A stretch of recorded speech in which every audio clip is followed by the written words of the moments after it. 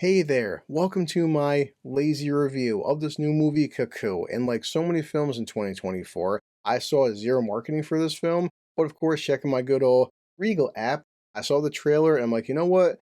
This is intriguing because it's labeled as a horror film, but I'll say one thing 2024, and I'm not even the biggest fan of horror. Like, I do enjoy some horror films, but it's not my go to genre. For 2024, the horror genre has just been kicking, and man, this year has just been killer.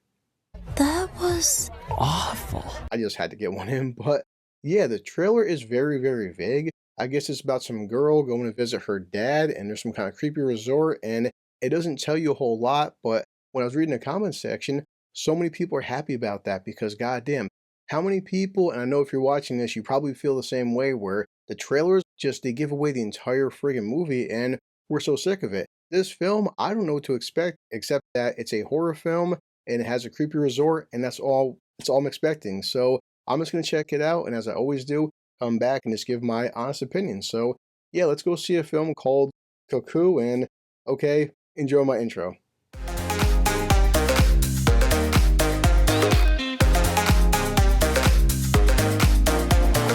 All right, I'm back from seeing Cuckoo, and I'll tell you one thing, guys. Out of every film I've seen in 2024, this is hands down by far the most batshit crazy film I've seen. And much like the trailers, I'm going to be very careful what I say, and I don't want to spoil this film, but give me a second because how do I tell you what this film is about, but also not spoil the hell out of this film? I will say that this character called Gretchen, she moves in with her dad and also her stepmother and her half sister. And it's established very early on that they're staying at this vacation home that is hosted by her father's friend. And her father's friend has a resort, tells Gretchen, hey, do me a favor and you can come work for me and make some extra money on the side and gives you something to do. After that, I will just say that Act 1 and Act 2 is pretty straightforward and you will have no idea what the fuck is going on because I'm like, what am I seeing? But that's also the fun of it. And then Act 3 happens and these guys, they fucking go for it. Some weird shit. And when I say go for it, that's where the spoilers come in. And I don't want to say too much because it's almost like, but in a better way, an M. Night Shyamalan twist. What a twist. Because it feels like Act 3 goes in a whole different direction than Act 1 and Act 2. That's all I can say. I'm being very vague on purpose. And if you decide to see the film, you'll understand why. So I'll just get into very quickly my 3 lazy questions. Now, question number 1 off the bat is how to feel about the film.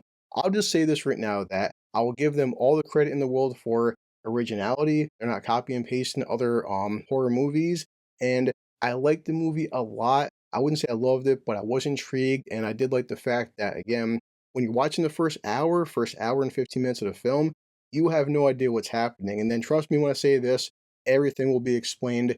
That's up to you if you do like the explanations. And that leads into question number 2. Would I recommend that you see this film? Honestly, I damn sure would recommend everybody check this film out. And hey, I do want to hear opinions on, do you think that the third act is stupid, original, is it good, bad? It's up to you, but I respected that these guys went there. They went batshit crazy and I had fun with it. So I would recommend you check this movie out. However, this also leads into question number 3, because guess what? I didn't pay for this movie thanks to good old Regal, but do I think that you should pay for this movie? Because hey, it's 2024, the economy sucks. I say this often where, guess what? Sometimes a matinee is not a bad thing. Because this movie could make or break you by the ending, check it out on a 5-hour Tuesday or just catch a good matinee. If you don't feel like checking out a matinee, hey, money sucks, it's tight.